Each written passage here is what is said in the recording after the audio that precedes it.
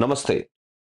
Luxury destination पे घूमना, Apple के नए फोन या नए लैपटॉप के लिए लाइन में लगना और डेस्टिनेशन वेडिंग में करोड़ों रुपए खर्च करना, ये सब चीजें आज की लाइफ का बड़ा कॉमन फंडा बन गया है। अब एक बुक पढ़ी और उस बुक को मैंने मेरी लाइफ में कभी इस तरह की बुक नहीं पढ़ी थी। पहली बार मैंने इस बुक को पढ़ा और पढ़ने के बाद मेरे को ऐसे लगा जैसे हरियाणवी में कहते हैं खोपड़े में छेद हो गया। खोपड़े में छेद का मतलब ऐसे लगा कि यार इस लेवल पे आज से 100 साल पहले कोई बात लिखी गई है और कमाल की बात है आज भी इतने रेलेवेंट है। तो मेरे को लगा ये शेयर करनी चाहिए। तो पहले तो वार्निंग है जिन लोगों को आदत है पैसिव कंजम्पशन की। पैसिव कंजम्पशन का मतलब देख लिया दिमाग पे जोर नहीं आना चाहिए, उनके लिए ये वीडियो नहीं है। दूसरी वार्निंग ये है कि इस वीडियो को अगर देख लिया तो देखने के बाद कमेंट किए बिना नहीं रह पाओगे और लगे कि अच्छा कमेंट है तो आज कमेंट में एक नया काम करना, किस जगह से हैं आप उस जगह का नाम कमेंट में जरूर मेंशन करना।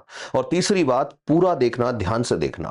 अब ऐसा नहीं है कि इस बुक को, मोटी बुक है, इस बुक को पूरा पढ़ना है, इसमें से नोट्स बनाए जैसी आदत है। ठीक है, अब ये नोट्स जो है मेरे को लगा जो बातें करनी चाहिए उतने ही बनाए मैंने।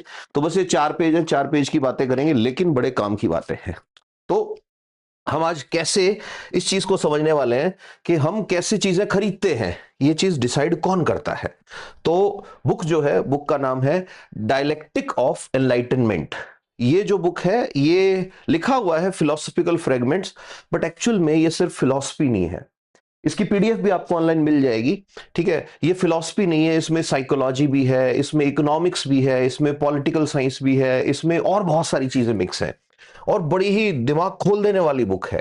तो ये बुक जो है, इसके ऑथर है मैक्स हॉकहेमर, बहुत फेमस जो है क्रिटिकल थिंकर रहे हैं। अभी क्रिटिकल थिंकर क्या होता है ये भी बात करेंगे। और थियोडोर एडोर्नो।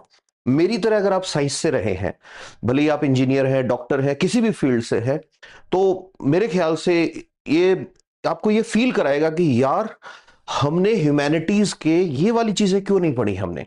तो क्रिटिकल थिंकिंग पे बात आज करनी है। तो पहले तो यही देख लेते हैं कि क्रिटिकल थिंकिंग होती क्या है। तो क्रिटिकल थिंकिंग क्या चीज है? क्रिटिकल थिंकिंग ये कहती है कि आप सिर्फ एक आइडियोलॉजी को मत पढ़ो। जिन लोगों को अंदाजा नहीं है, थोड़ा सा मैं बैकग्राउंड दे दूं कि इस दुनिया में 2 या 3 विचारधाराएं हैं जिनकी लड़ाई चलती है। कैपिटलिज्म, जिसको कहते हैं पूंजीवाद, जो कहता है कि माल बनाओ बेचो और कुछ मत देखो इधर उधर, डिमांड एंड सप्लाई अपने आप बैलेंस करेगी, इनविजिबल हैंड की बात करते हैं कि मार्केट अपने आप एडजस्ट होता है। एक होता है सोशलिज्म। इसको ऐसे समझो इजी वर्ड में, ये कहते हैं कि भी पहले रोटी कपड़ा मकान सबके पास होना चाहिए, उसके बाद मार्केट आता है, पॉलिसी ऐसी बनाओ। फिर बीच में एक आइडियोलॉजी आती है मार्क्सिज्म। ये बोलते हैं कि दुनिया 2 चीजों से बनी है, एक वो जो एक्सप्लॉइट करता है, शोषण करता है, दूसरा वो जिसका शोषण होता है। अब क्रिटिकल थिंकर जो होते हैं, क्रिटिकल थिंकर कहते हैं नहीं, तुम सिर्फ इकोनॉमिक्स, सोसाइटी, इनकी बात मत करो। तो क्रिटिकल थिंकिंग वाले लोग ये कहते हैं कि एक काम करो, सोशियोलॉजी को उठाओ, समाज, सोसाइटी, फैमिली, उनको उठाओ, पॉलिटिकल साइंस को उठाओ, पॉलिसी कैसे बनती है, राजनेता, हमारे लीडर्स कैसे वोट मांगते हैं, कैसे एक्ट करते हैं, इकोनॉमिक्स को भी लेके आओ, आपको नॉलेज होना चाहिए कि कैसे इकोनॉमी इंपैक्ट होती है, और फिर उसी के अंदर लेके आओ साइकोलॉजी, और फिर इन सब चीजों को एनालाइज करो with the point of view of science का लेंस, कि साइंस क्या बिना भेदभाव की चीजें बनाती है। साइंस कोई नई वैक्सीन बनाती है तो आदमी की जान बचाती है, लेकिन नया वायरस कहां से आया, नई बीमारी कहां से आई? कहीं ऐसा तो नहीं साइंस नहीं बनाया। साइंस ने जितने लोगों की जान बचाई, एटम बॉम्ब फोड़ के साइंस ने कितने लोगों की जान ली। और इस साइंस को मैनेज करने में सोशियोलॉजी का, पॉलिटी का और साइकोलॉजी का क्या रोल होता है, इन सारी चीजों को जब एक साथ कोई आदमी देखता है तो ऐसा कहते हैं कि वो क्रिटिकल थिंकिंग कर रहा है। तो ये क्रिटिकल थिंकर हैं दोनों के दोनों। अब हम इनके जो पॉइंट्स थे, इंपॉर्टेंट पॉइंट्स, उनको आज हम स्टडी करेंगे और बड़ा मजा आने वाला है। तो इसमें सबसे पहले तो मैं थोड़ा सा बैकग्राउंड दे देता हूं आपको कि ये जो थियोडोर एडोर्नो साहब थे,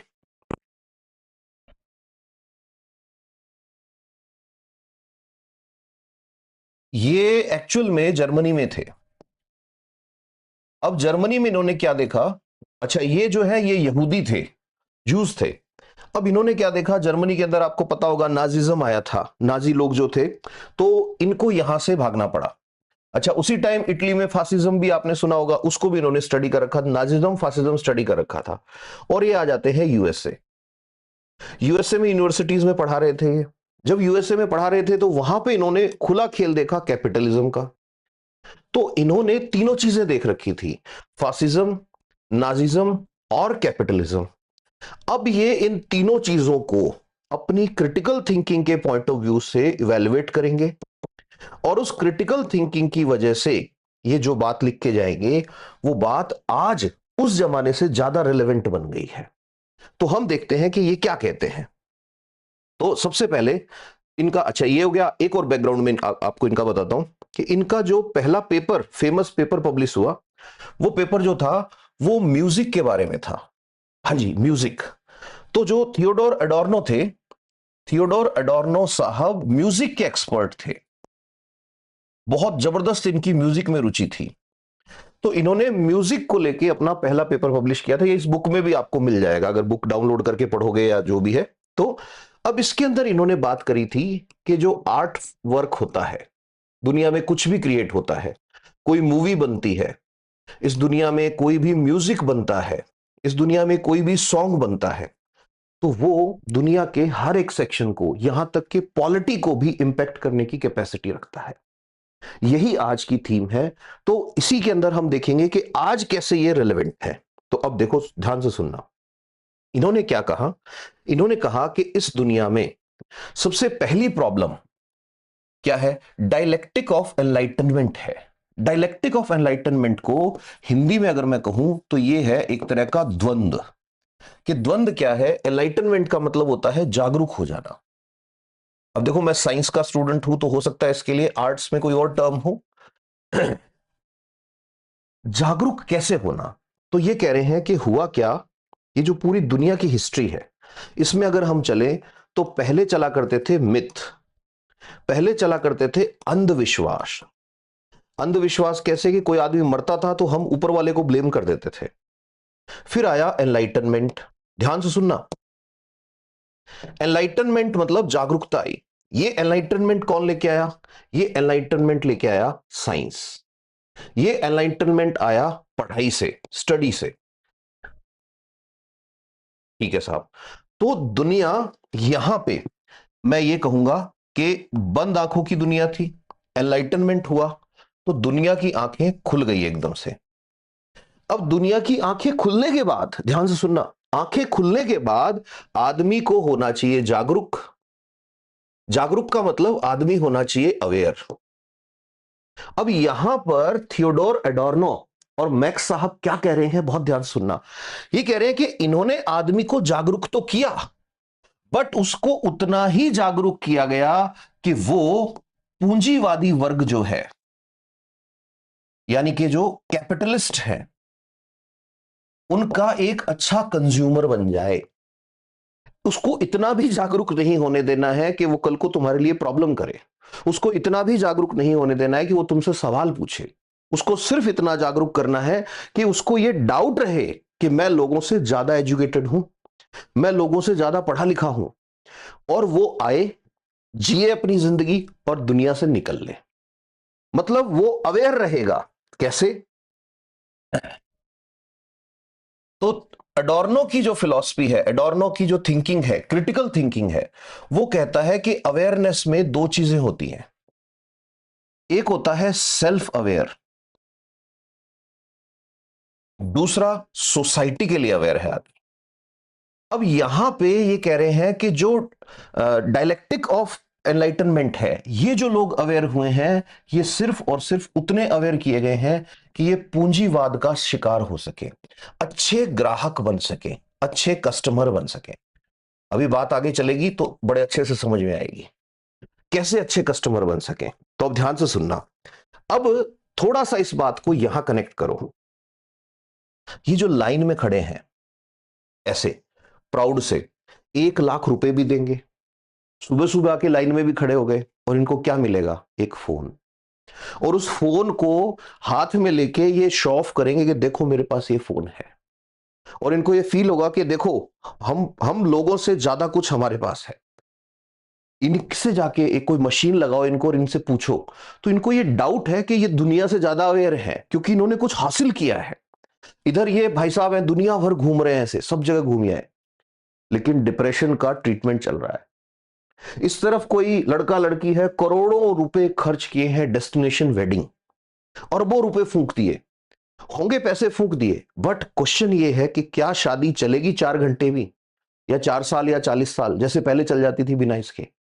इसी चीज को लिंक करता है थियोडोर एडोर्नो का जो डायलेक्टिक ऑफ एनलाइटनमेंट है, इसी चीज को लिंक करती है थियोडोर एडोर्नो और मैक्स की थिंकिंग। तो अब अपन धीरे धीरे इन चीजों को लिंक करते हैं और देखते हैं एक एक करके। तो म्यूजिक पे इन्होंने हथौड़ा क्यों मारा, तो ध्यान सुनना। इन्होंने ये कहा कि दुनिया में ये जो मॉडर्न दुनिया है, इसमें जो सो कॉल्ड एनलाइटनमेंट आया है, ये एक्चुअल में ये कह रहे हैं 4 स्टेप की प्रोसेस है। और ये 4 स्टेप की प्रोसेस इस पूरी दुनिया को धकेल चुकी है एक जाल में जिसको कहा गया कल्चर इंडस्ट्री। अभी कल्चर इंडस्ट्री की बात आएगी तो बड़ा इंटरेस्टिंग आएगा इसमें निकल के कि कल्चर इंडस्ट्री क्या है। तो ये म्यूजिक के हिसाब से समझा रहे हैं कि सबसे पहले तो चीजों का स्टैंडर्डाइजेशन किया जाता है। स्टैंडर्डाइजेशन का मतलब क्या है? स्टैंडर्डाइजेशन का मतलब है कि मानकीकरण। मानकीकरण का मतलब कि जो पैसे वाले लोग हैं, इमेजिन करो इतने लोग पैसे वाले हैं और इतने लोग वो हैं जो मिडिल क्लास हैं, इतने लोग वो हैं जो मिडिल क्लास से कम पैसे वाले हैं। पैसे वाले लोगों ने अपनी कठपुतलियां नीचे छोड़ रखी हैं ऐसे, और वो ये सुनिश्चित करते हैं, वो ये श्योर करते हैं कि कोई भी ऐसा म्यूजिक नहीं बनना चाहिए जो अलग हो। जो अलग होगा क्या मतलब है कि जितने भी गाने आएंगे उनका सबका म्यूजिक 19-20 का फर्क होगा, बाकी सेम होगा। आदमी को लगेगा कि कुछ नया आया है, बट एक्चुअल में कुछ भी नया नहीं होगा, वो उसी चीज को सुनता रहेगा। अभी इस पे भी अपन जाएंगे कि कैसे ये लिंक होगा आगे। तो अब ध्यान से सुनना। जैसे स्टैंडर्डाइजेशन की बात आती है तो आज के टाइम में देखो कितनी सारी, पहले एक चैनल चलता था एंटरटेनमेंट के लिए, सिर्फ एक चैनल चलता था, कोई भी एक चैनल होता होगा, फिर 2 चैनल हुए, फिर 20 चैनल हुए। आज कितने सारे एप्लीकेशंस हैं आपके पास। यूट्यूब है, प्राइम है, नेटफ्लिक्स है, एप्पल टीवी है, एचबीओ है, पता नहीं क्या क्या है, इतने सारे हैं।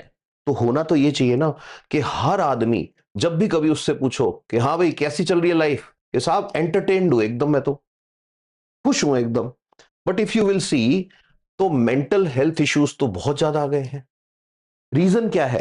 पहले जब एक चैनल चला करता था या जब ये भी नहीं था, तो आदमी एक गाना भी सुनता था तो उसके साथ झूमता था मस्त होके। अब क्या हो रहा है? अब सबसे इंपॉर्टेंट चीज जो अभी समझने की आएगी, अब ये कह रहे हैं कि आदमी होता जा रहा है पैसिव। कि पैसिव कैसे होता जा रहा है? उसको ये पता है पहले से ही कि नई मूवी आई है, थोड़ा बहुत चेंज होएगा, नई वेब सीरीज आ रही है, थोड़ा बहुत चेंज होएगा। इसी को कहते हैं स्टैंडर्डाइजेशन। स्टैंडर्डाइजेशन का मतलब एक जैसी चीजें बार बार बार बार बार बार बनाते जाओ। लोग क्या होंगे? लोग उससे इतने इंप्रेस होंगे, इतने इफेक्ट होंगे कि वो पैसिविटी में चले जाएंगे। तो अब ध्यान से सुनना, एडोर्नो साहब क्या कह रहे हैं इस बुक में। एडोर्नो साहब कह रहे हैं कि जो कल्चर इंडस्ट्री है ना, कल्चर इंडस्ट्री कैसे चलती है? तो कल्चर इंडस्ट्री सबसे पहले क्या करती है कि किल द क्यूरियोसिटी। कोई भी आदमी है उसके अंदर जिज्ञासा जो है वो मत छोड़ो, खत्म कर दो उसकी जिज्ञासा को। Number 2, kill the creativity.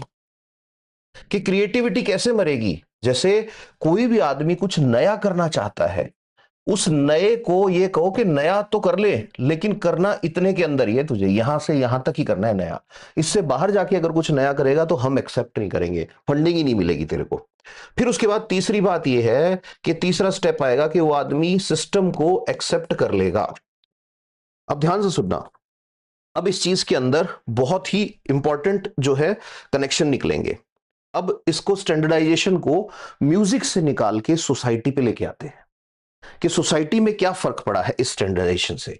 तो चलो चलते हैं अपन सबसे इंपॉर्टेंट चीज पे, सिलेबस, स्कूलों का सिलेबस। तो आप जाओ स्कूलों के अंदर जाके, और स्कूल छोड़ो कॉलेज, बच्चा स्कूल को अपनी जिंदगी के 12 साल रोज 8 घंटे सिंसियरिटी के साथ देता है। 12 साल 8 घंटे रोज उसने अपनी लाइफ के सिंसियरिटी के साथ स्कूल को दिए, उस सिलेबस को दिए जो सो कॉल्ड इंटेलेक्चुअल्स ने डिजाइन किया है। फिर उसके बाद उसको पता लगता है कि अगर खुद को जानना है तो तुझे तो कॉलेज जाना पड़ेगा, और वो कॉलेज जाता है। कॉलेज में फिर वो 3 साल स्पेंड करता है। फिर उसको पता लगता है नहीं तुझे तो अभी पीजी करनी है, वो फिर 2 साल स्पेंड करता है। फिर उसे पता लगता है पीएचडी करनी है, फिर वो 3 साल स्पेंड करता है। लास्ट में उसको पता लगता है कि जॉब मिलेगी या नहीं मिलेगी ये अभी तय नहीं है। बिकॉज जॉब किससे लगती है कि जॉब डिग्रियों से नहीं लगती, जॉब स्किल्स से लगती है। अब क्वेश्चन ये है कि उस बच्चे को ये सवाल पूछना चाहिए था कि 12 साल 8-8 घंटे दिए, 3 साल भी 2-3 घंटे रोज दिए होंगे, 2 साल मतलब 12 और 3 15, 2 17, 3 20 साल एक आदमी ने अपनी जिंदगी के, और ये कौन से वाले साल हैं? जवानी वाले साल हैं। एक आदमी ने अपनी जिंदगी के 20 साल एजुकेशन को दे दिए, और एजुकेशन उसको एक नौकरी नहीं दे सकती, और ये कह रहे हैं तेरे अंदर स्किल नहीं है। अगर स्किल नहीं है तो इसको सिखाया क्या 20 साल तक? नंबर 1। नंबर 2, यही बच्चा अगर 12th से पहले ही पढ़ाई वढ़ाई छोड़ के कोई काम सीख लेता और 5-1 साल काम सीख लेता, वो अपने हाथों से इतना कैपेबल होता, अपना परिवार पाल लेता, हो सकता है 4 और लोगों को नौकरी दे देता। अब ऐसा वो डिसीजन क्यों नहीं ले पाया? Reason standardisation. स्टैंडर्डाइजेशन का मतलब हमने फिक्स कर दिया है कि सक्सेस का रूट है तो यही वाला है, आपको यहां से लेके यहां तक जाना ही पड़ेगा। अभी और एग्जांपल लेते हैं, ठीक है? अब ध्यान सुनना, थियोडोर एडोर्नो कहते हैं कि बात यह नहीं है कि सबको एक जैसा बना रहा है सिस्टम, बात यह है कि सबको एक जैसा बनाते बनाते हम लोगों को सिखा रहे हैं बिना क्वेश्चन पूछे एक्सेप्ट कर लेना। बिना क्वेश्चन पूछे जब कोई जनरेशन हर चीज को एक्सेप्ट करने लग जाएगी तो वो जनरेशन जो है वो जनरेशन क्राउड में कन्वर्ट हो जाएगी। ऐसी क्राउड जिसके पास सिर्फ एक चेहरा होगा। उनसे पूछोगे भाई तू ये क्यों कर रहा है, उनको कोई पता नहीं है क्यों कर रहा है, बस करना है। रीजन आगे वाला कर रहा है, पीछे वाला कर रहा है। 100 लोग नारा लगा रहे हैं तो 101वां भी नारा लगाएगा। ये है पैसिव कंजम्पशन का पहला जो इंट्रोडक्शन, जिसकी बात करें स्टैंडर्डाइजेशन की बात जब आती है तो। अब ध्यान से सुनना, दूसरी चीज ये क्या कहते हैं? दूसरी चीज कहते हैं कि ये सिस्टम जो है जनरेट होगा इस तरह से, ये सिस्टम आपको शूडो इंडिविजुअलिज्म का फील देगा। शूडो इंडिविजुअलिज्म क्या होता है? शूडो इंडिविजुअलिज्म के लिए कहा गया है कि ये सबसे खतरनाक और सबसे चालाक चीज है सिस्टम की। इसमें क्या होगा? शूडो इंडिविजुअलिज्म में आपको ये बहम होगा कि आप चूज कर रहे हैं, आपको ये फीलिंग दी जाएगी कि you are the king because you are customer. तो आप जैसे ही अंदर घुसोगे शॉप के, आपको ऐसे लगेगा अरे 4 तरह की चीजें हैं, इनमें से एक चूज करनी है। एक्चुअल में उन्होंने डिसाइड ही ये किया है, स्टैंडर्डाइजेशन इन 4 में से एक लेके ही जाएगा यहां से। बट तब तक आपको ये फील कराया जाएगा यू आर द कंज्यूमर, और आपको एक फॉल्स सेंस ऑफ स्मार्टनेस दिया जाएगा कि आप स्मार्ट हो। आपने 4 वेबसाइट थी, चारों पे रेट कंपेयर किया और आपने वहां से ऑर्डर किया है जहां पे 5% रेट कम था। अब यहां पे थियोडोर एडोर्नो क्या बोलते हैं कि ये पूरा सिस्टम ही गड़बड़ है। कि सिस्टम क्यों गड़बड़ है? कि पहले क्या होता था और अब क्या होता है। तो एडोर्नो कहता है पुराना सिस्टम जो था उसमें जो कंज्यूमर था वो एक्टिव रोल प्ले करता था। एक्टिव रोल प्ले करने का मतलब क्या है कि कंज्यूमर जो था उसकी पहले नीड जनरेट होती थी, फिर इस नीड पे वो कॉज लगाता था या लॉजिक लगाता था कि भाई बिना इसके काम चल जाएगा क्या, और फिर वो तब भी काम नहीं चलता था तो तब वो डिमांड जनरेट करता था, और जब वो डिमांड जनरेट करता था तब उस चीज की सप्लाई आती थी और फिर मार्केट रन होता था। अब जो नया सिस्टम आया है उस नए सिस्टम ने, मैंने बार बार बोला ये वर्ड, कि कंज्यूमर जो है उसको बना दिया है पैसिव। अब जैसे ही पैसिव कंज्यूमर बन गया तो हो क्या रहा है सिस्टम में? पहले प्रोडक्शन हो रहा है, ध्यान सुनना, पहले प्रोडक्शन हो रहा है, प्रोडक्शन के बाद पहले सप्लाई हो गई है, सप्लाई होने के बाद एडवर्टीजमेंट आएगा, और एडवर्टीजमेंट आने के बाद आदमी के दिमाग में एक थॉट आएगा, और वो थॉट भी कैसा? पैसिव थॉट आएगा, और उस पैसिव थॉट की वजह से वो आदमी अब बनेगा कंज्यूमर। अब कहीं भी इसमें क्वेश्चन नहीं आया कि क्या आपको जरूरत थी, जैसे किसी आदमी ने अपना फोन अपडेट किया, तो क्या आपको जरूरत थी कि नहीं? क्यों खरीद के लाए? कि इसका कैमरा अच्छा है। मतलब कैमरा और फोन क्या कनेक्शन है? नहीं चाहिए। रीजन क्या था? बस मुझे फोटो डालनी है। कहां डालनी है? बस स्टेटस अपडेट करना है। फोन खरीद के, गाड़ी खरीद के, नई गाड़ी।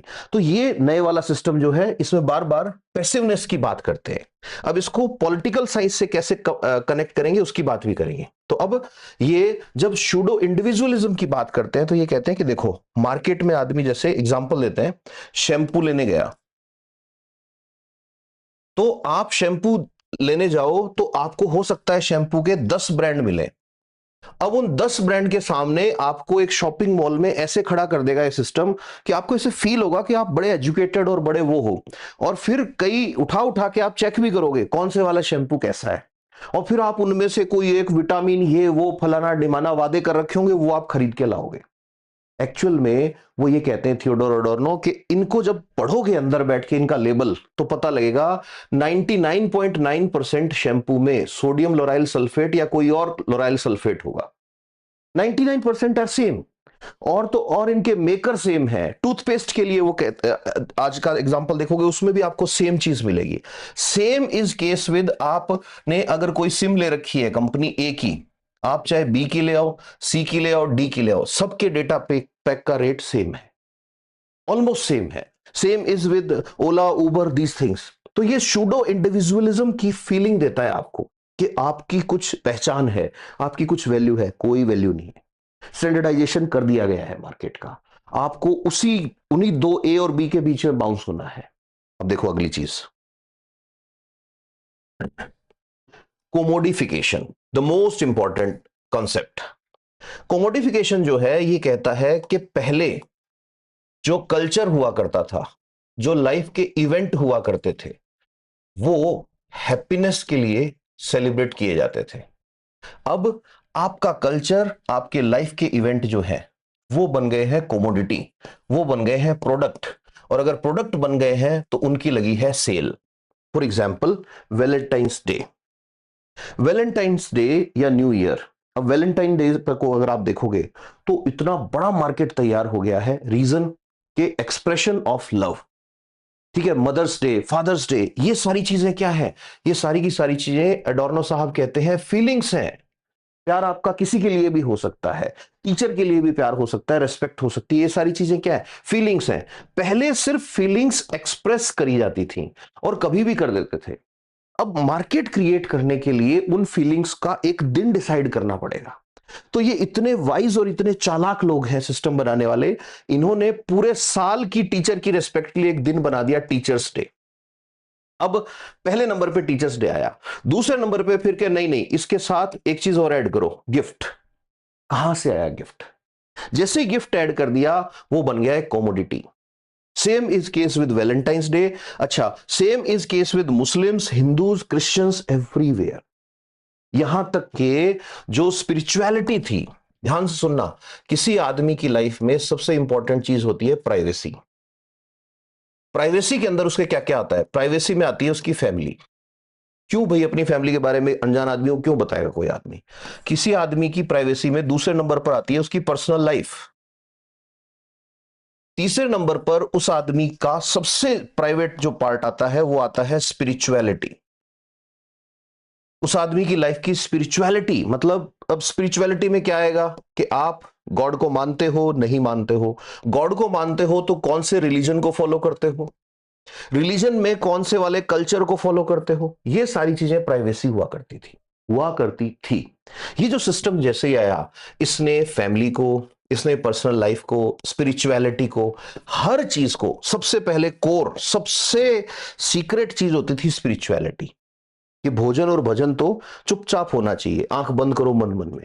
इसको इन्होंने बना के रख दिया product. Reason, reason is commodification. हर चीज उनके लिए कॉमोडिटी है। भले ही किसी की डेथ हुई हो, भले ही किसी की डेड बॉडी के लिए कफन चाहिए हो, everything is commodity in market of capitalist. ठीक है, अब वो रिलीजन हो सकता है, रिलीजियस कुछ भी हो सकता है। ठीक है, फिर आगे चलते हैं। मैंने कहा फीलिंग्स को ये लोग सेल करते हैं। तो आपने देखा होगा कार लेनी है, तो कार लेनी नीड हुआ करती थी। बट आपने देखे होंगे ऐड ऐसे कि ले जाओ खुशियों की चाबी, या उनके पास तो वो कार है तो वो स्मार्ट है। Reason, they are selling you the feelings. और किस आदमी को फीलिंग्स सेल करना आसान होता है? फीलिंग्स किसी भी आदमी से सेल करना या एनकैश करना उस टाइम आसान है जब वो आदमी पैसिव है, जब आदमी के अंदर लॉजिक कम है। और लॉजिक कैसे निकलेगा? लॉजिक तब दिमाग से बाहर आएगा जब आप प्रोसेस को स्टैंडर्डाइज कर दोगे। थोड़ी 1 मिनट के लिए ये चीज सोचने की है कि एक कोल्ड ड्रिंक का ब्रांड आता है, वो आपको मुश्किल से ये मान के चलो 10 मिनट के लिए उसका टेस्ट रहता होगा जबान पे, लेकिन हर रोज हर सेकंड हजारों बॉटल्स बिकती हैं। रीजन क्या है? पैसिवनेस। कारें, मतलब ब्रांडेड कारें हो या कोई सी भी कार हो, मतलब अब ये ट्रांसपोर्टेशन का मीडियम नहीं है, अब ये आपका सर्टिफिकेट बन गया आपकी हैसियत क्या है। और इसके लिए 90% लोग ईएमआई भर रहे हैं। रीजन कि भाई बस कोमोडिफिकेशन। इंस्टाग्राम के ऊपर देखा होगा, कहीं घूम के आए हैं तो शो ऑफ चल रहा है, ठीक है, लाइफ को एक तमाशा बना दिया, स्पेक्टिकल। ठीक है, ट्रिप घूमने कम जा रहे हैं, फोटो ज्यादा खींचनी है। आपको पता है 60 से 70% लोग कर्जा ले लेके घूमने गए, ईएमआई पे ट्रिप लिए उन्होंने। रीजन के यही है। और आगे चलो, कोई अपनी बॉडी से खुश नहीं है। रीजन, कोमोडिफिकेशन। आपकी बॉडी जो है वो एक प्रोडक्ट बन गई है। भाई ये वाला प्रोटीन पाउडर खा लो, आप ये खा लो, आप ये क्रीम लगा लो, आप गोरे हो जाओ, आप काले हो जाओ। एनर्जी ड्रिंक्स, इस पे मैंने बात करी थी कि कैसे मार्केटिंग हुई है इसकी। फिर उसके बाद आगे चलोगे, घड़ियां। अब घड़ी जो है उसका पर्पस क्या है? टाइम बताना नहीं, घड़ी का पर्पस है स्टेटस बताना। आपने महंगी घड़ी पहन रखी है, भले आपकी किडनी बिकी हो। आपने ऐसे लोग बहुत देखे होंगे जिन्होंने ईएमआई पे महंगा फोन लिया होगा, ईएमआई पे जिन्होंने, रीजन उनसे पूछो बैठ के तुमको नीड थी, तो तब आपको समझ में आएगा कि एक्चुअल में हुआ क्या है। वो आदमी इस सिस्टम का विक्टिम है। हमारे बुजुर्ग जो हुआ करते थे वो इस सिस्टम पे चला करते थे, ओल्ड सिस्टम, जिसके अंदर पहले नीड आती थी, फिर नीड पे लॉजिक लगाया जाता था। Do I need this? क्या अभी खरीदना जरूरी है? क्या इतने का ही खरीदना जरूरी है? तब जाके वो डिमांड जनरेट किया करते थे। फिर उसके बाद आगे अपन बात करेंगे कि भाई अब लोग क्या कर रहे हैं? पैसिव कंजम्पशन कर रहे हैं। पैसिव कंजम्पशन कर रहे हैं का मतलब क्या है? बस खरीदना है। मतलब आपने देखा है कॉफी, अब कॉफी जो होती है, कॉफी के कप के अंदर क्या है, इससे ज्यादा इंपॉर्टेंट ये हो गया कि कॉफी के ऊपर ब्रांड कौन सा लिखा हुआ है। मतलब आदमी की value, educated, graduate, post graduate, doctorate किया हुआ आदमी सिर्फ उस कॉफी का एक ब्रांड है, मैं नाम यहां लूंगा नहीं, उसकी ऐसे फोटो डालता है स्टेटस पे। मतलब उससे ज्यादा औकात उस खाली कप के खोखे की है। ये एक अचीवमेंट है उसकी लाइफ की। भाई रिसर्च पेपर छापा है क्या तूने जो फोटो लगा रहा है यहां पे? चॉकलेट का ब्रांड, ठीक है, खा के और ऐसे दिखा रहे हैं ये वाली चॉकलेट खाई आज हमने। ठीक है, जूते, स्नीकर के नाम पे 5-5 हजार रुपए के जूते, 50 हजार रुपए के जूते, 2 लाख रुपए के जूते लेके आए, 3 महीने पहना फेंक दिया। मतलब आपसे ज्यादा वैल्यू जूतों की है। ठीक है, हर चीज जो है पैसिव कंजम्पशन के अंदर जब आ रही है। फॉर एग्जाम्पल, पुराने टाइम में आदमी एक देश घूम आता था तो वो इब्न बतूता बन जाता था आदमी, मतलब अपने आप में एक स्कॉलर हो जाता था। हिंसांग, फायान, इन्होंने जर्नी करी, ट्रेवल किया, डार्विन ने ट्रेवल किया, वर्ल्ड में फेमस हो गए। आज 50-50 कंट्री घूमे हुए लोग ऐसे मिल जाएंगे, आपको लगेगा यार ये मतलब स्कॉलर कहाँ है। रीजन, वो घूमने नहीं गया था, वो गया था शो ऑफ करने।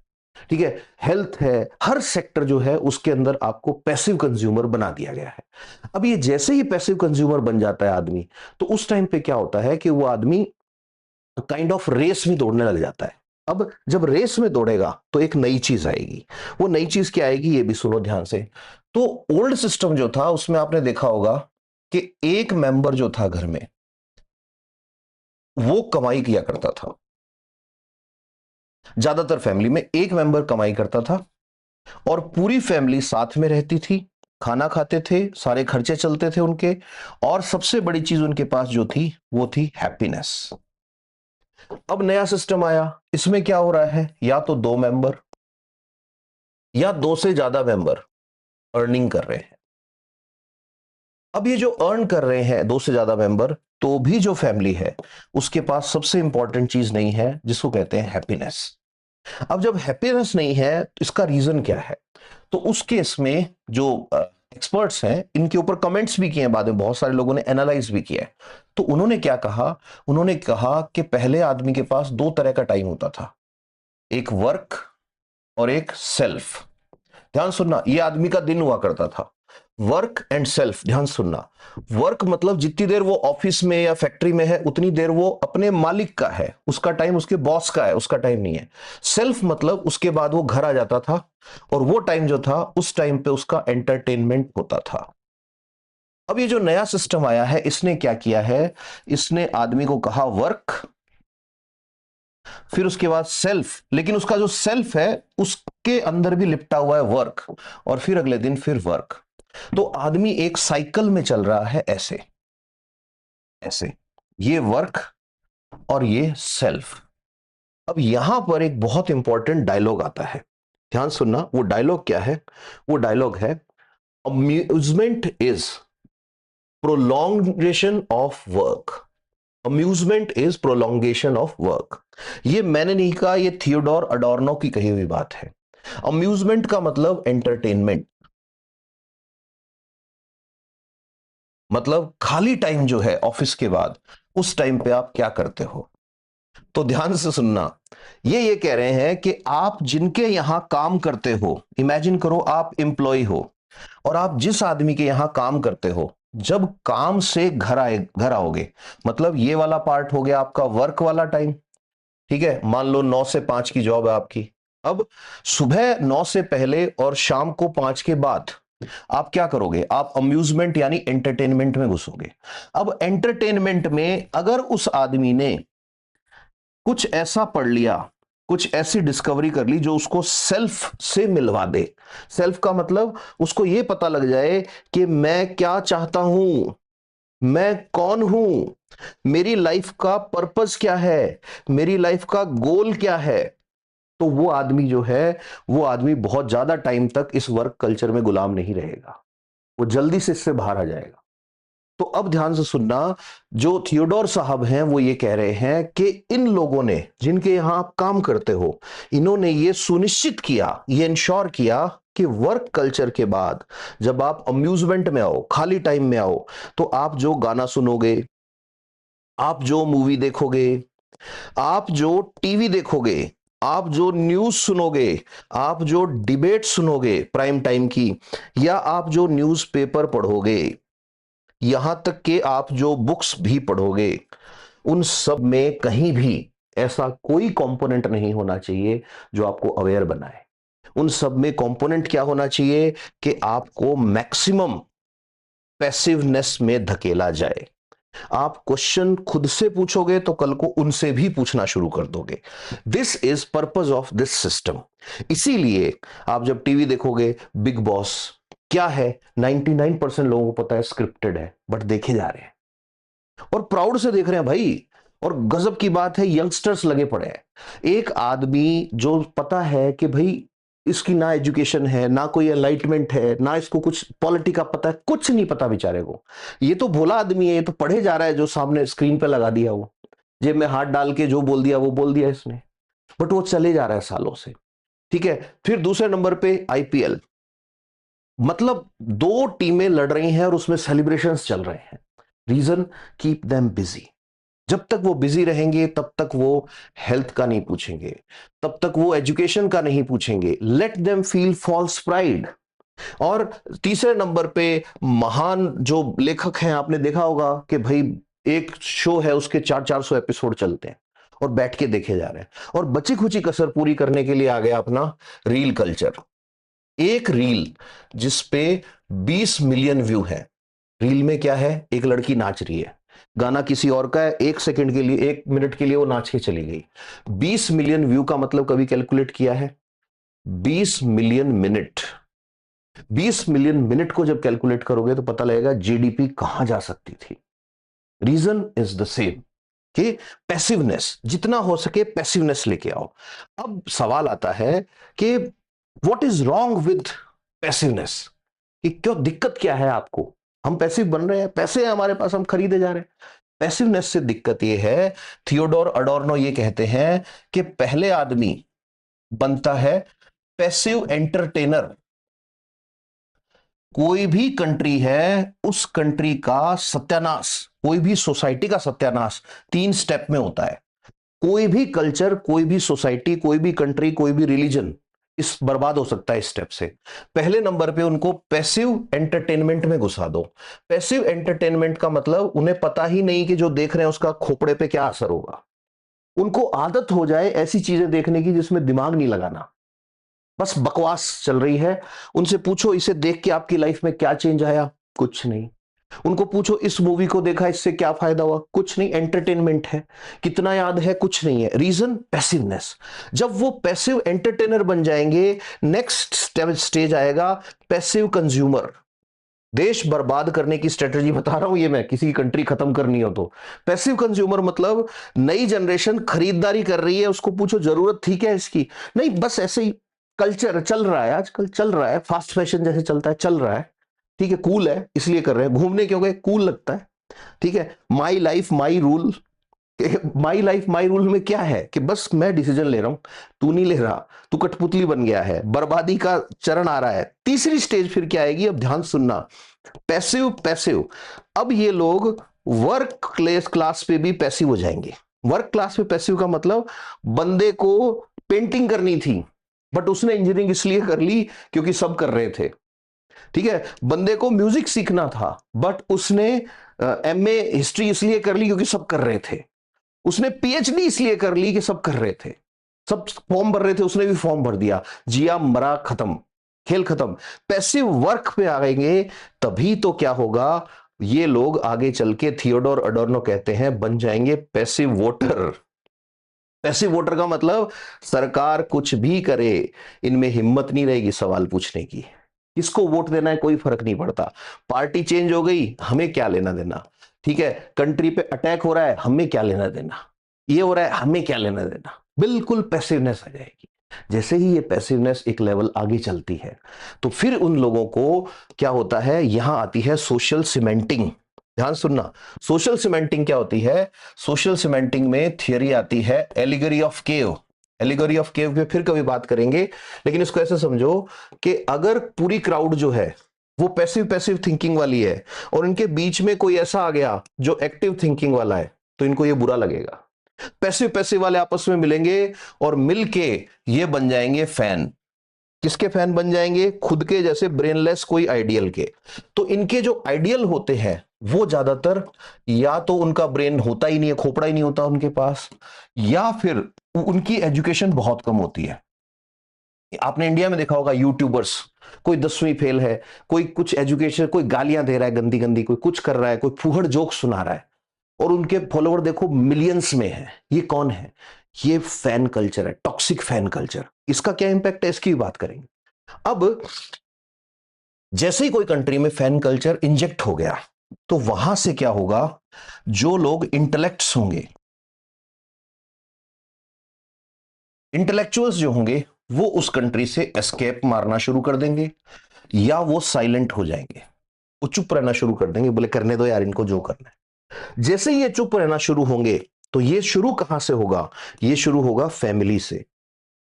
फैमिली से शुरू कैसे होगा कि फैमिली में मान लो ग्रैंडफादर वाली जनरेशन है, दादाजी बाबा जिनको बोलते हैं वो वाली जनरेशन है, दादी है, उनके नीचे माँ बाप है, फादर मदर, इमेजिन कर लो यहां ग्रैंड मदर यहां मदर, और फिर उनके नीचे बड़ा भाई है, ब्रदर या सिस्टर है, और यहां पे वो सो कॉल्ड फैन, हम तो उसके फैन हैं, उस भाई के फैन हैं, ये वाले ब्रेनलेस लोग हैं यहां पे।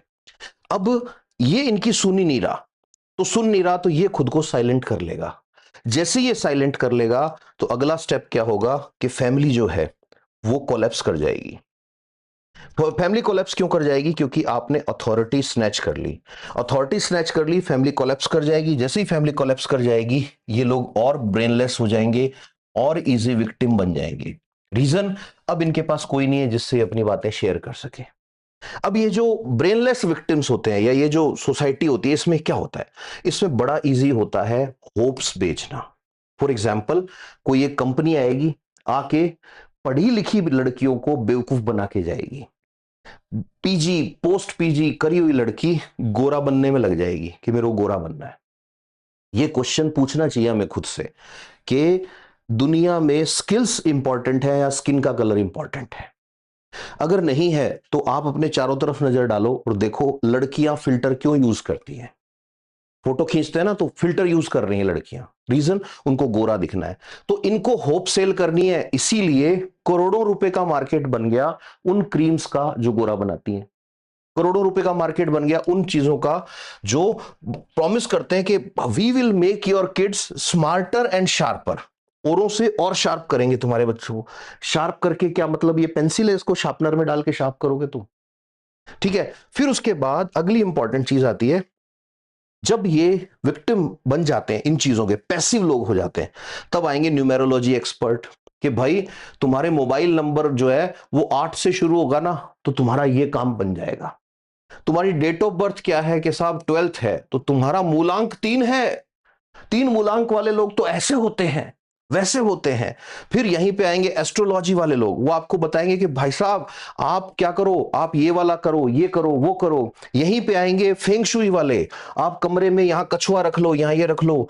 और गजब का ऐसे ऐसे लोग आएंगे, हाथ में दो कुछ नहीं है, ऐसे दो पकड़ रखे हैं इलेक्ट्रॉनिक डमरू, उनके अंदर वायर लगी हुई है, लाइट जलती है ऐसे, और बिठा के 2-3 हजार रुपए लेके तुमको कहेंगे तुम मैग्नेट पकड़ो, ऐसे 2 मैग्नेट पकड़ा दी, उनका कनेक्शन इनसे है, वैसे कोई कनेक्शन नहीं है, बस दिखाने के लिए। और वो ऐसे ऐसे करेंगे, इधर झुक गया तो काम होगा, इधर झुक गया नहीं होगा। और ऐसे लोग रिलीजियस लीडर्स जो होते हैं उनके चंगुल में बहुत जल्दी आते हैं। तो कुल मिला के थियोडोर अडोर्नो ये कहते हैं कि पैसिव ब्रेन्स जो होते हैं they are very easy to control, passive brains are very easy to control. और ये पैसिवनेस जो है ये कहां से शुरू होती है, एंटरटेनमेंट इंडस्ट्री से, एंटरटेनमेंट इंडस्ट्री से। So next time whenever you are consuming anything, ask from yourself कि कहीं ये आपको पैसिव तो नहीं बना रहा। क्योंकि ये जो पैसिवनेस है, ये पैसिवनेस शुरू होगी एंटरटेनमेंट से, फिर धीरे धीरे धीरे धीरे कंज्यूमरिज्म में जाएगी, और फिर कल्चर इंडस्ट्री जो है, याद रखना कल्चर इंडस्ट्री अब सिर्फ प्रोडक्ट नहीं बची है, ये हमारी लाइफस्टाइल बना दी गई है, हमारी बॉडी, हमारी फॉरेन ट्रिप्स, हमारी घूमने की चीज, हमारी खुशी, हर चीज उनके लिए कमोडिटी है। हमको लगता है कि हम जी रहे हैं, एक्चुअल में हम सिर्फ उनके अकॉर्डिंग परफॉर्म कर रहे हैं। अगली बार जब एनर्जी ड्रिंक या कोल्ड ड्रिंक की बोतल उठाओ, जब अगली बार ऐसी सिचुएशन आए कि लोग दिखें सिगरेट खुले में पी जा रही है, ठीक है, बट छाछ पीने में शर्म आ रही है, ऐसे लोग दिखें जो बाहर खड़े होके बियर की बोतल गटकने में बिल्कुल शर्म नहीं आती, लस्सी पीने में शर्म आ रही है, ऐसे लोग दिखें जिनको कोल्ड ड्रिंक या चॉकलेट में टेस्ट आए, दही और दाल बुरी लगे, समझ जाओ कि ये पैसिवनेस के विक्टिम है। This generation will do degrees just because others were doing. This generation will marry just because grandfather is ill and is about to die. They will buy something not because of need but because others are buying it. Because you have to remember that human values, we are human, what is our contribution to society, good health, good thoughts, our life, our values, our virtue, these are the things we should talk about, we should think about. Got it? Otherwise we are victim of what? We are victim of educated passiveness. We are victim of, you can say, people who will ensure कि less educated people जो हैं वो आके फिर हमें guide करें। और ये फैन कल्चर डैमेज कैसे करेगा, इस फैन कल्चर की वजह से बाद में क्या होगा, जब वोट डालने जाओगे तो उस टाइम लॉजिक नहीं लगाओगे, और यही तो चाहिए था, लॉजिक लेस लोग। तो होपफुली इस सेशन से कुछ सीखने को मिला होगा। नीचे कमेंट्स में अच्छा लगा तो अपनी जगह का नाम जरूर मेंशन करना, और अगर कोई ऐसा इंसिडेंट हुआ है जिसमें देखा है कि यस लोग बाइंग कर रहे हैं तो please mention that also. Thank you, stay happy, stay blessed, love you.